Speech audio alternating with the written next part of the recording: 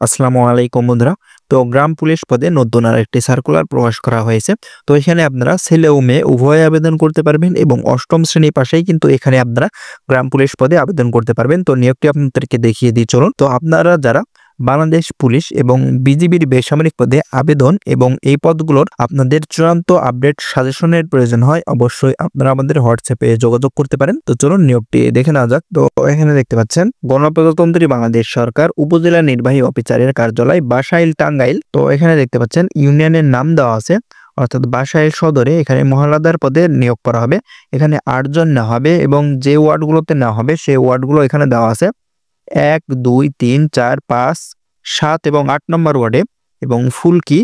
এখানে কিন্তু ইউনিয়নের নামগুলো দেওয়া আছে। ফুলকি মহল্লাদার এখানে ৩ জন নেওয়া হবে এবং ওয়ার্ড নং দেওয়া আছে, দেখতে পাচ্ছেন ২, ৩ এবং ৯ নম্বর। কাউলজানি মহল্লাদার এখানে ২ জন নেওয়া হবে এবং ওয়ার্ড নাম্বার দেওয়া আছে, দেখতে পাচ্ছেন ১ এবং ৮ এবং হাবলা মহল্লাদার ৩ জন নেওয়া হবে ২, ৩ এবং ৪ নম্বর ওয়ার্ডে এবং কাঞ্চনপুর মহল্লাদার ৩ জন নেওয়া হবে এবং ৪, ৬ এবং ৭ নম্বর ওয়ার্ডে মোট ১৯ জন গ্রাম পুলিশ নিয়োগ করা হবে এবং এখানে আপনাদের বেতন দেওয়া হবে ইউপি থেকে ৩,২৫০ টাকা এবং সরকারি অংশ ৩,২৫০ টাকা, অর্থাৎ আপনাদের বেতন দেওয়া হবে ৬,৫০০ টাকা এবং অন্যান্য সুযোগ সুবিধা দেওয়া হবে।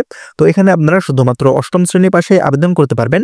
তো যারা এখানে আবেদন করতে ইচ্ছুক কিভাবে আবেদন করবেন নিচে বিস্তারিত দেওয়া আছে, এখানে দেখতে পাচ্ছেন। প্রার্থীকে অবশ্যই বাংলাদেশের নাগরিক ও সংশ্লিষ্ট ইউনিয়নের স্থায়ী বাসিন্দা হতে হবে, অর্থাৎ বাসাইল টাঙ্গাইলের আপনাদের স্থায়ী বাসিন্দা হতে হবে আবেদন করার ক্ষেত্রে।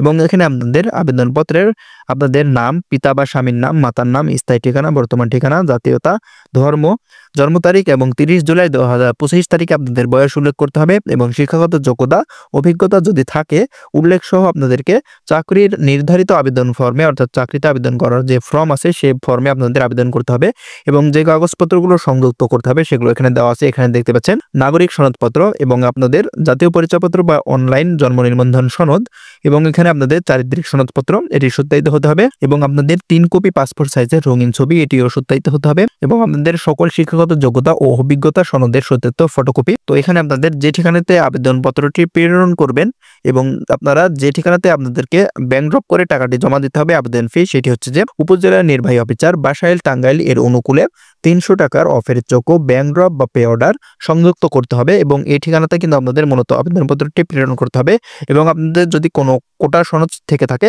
সেক্ষেত্রে আপনারা আবেদনপত্রের সঙ্গে সংযুক্ত করতে হবে সত্যায়িত করে। এবং এখানে আপনাদের পুরুষ প্রার্থীদের ক্ষেত্রে উচ্চতার প্রয়োজন হবে ৫ ফুট ২ ইঞ্চি এবং বুকের মাপ ৩০ ইঞ্চি বা ৩২ ইঞ্চি এবং ওজন সর্বনিম্ন ৫০ কেজি এবং অবশ্যই ডাক্তারি পরীক্ষায় উত্তীর্ণ হতে হবে। এবং মহিলা প্রার্থীদের ক্ষেত্রে উচ্চতা ৫ ফুট এবং বুকের মাপ ২৮ ইঞ্চি বাই ৩০ ইঞ্চি এবং সর্বনিম্ন ওজন ৪৫ কেজি এবং ডাক্তারি পরীক্ষায় অবশ্যই উত্তীর্ণ হতে হবে।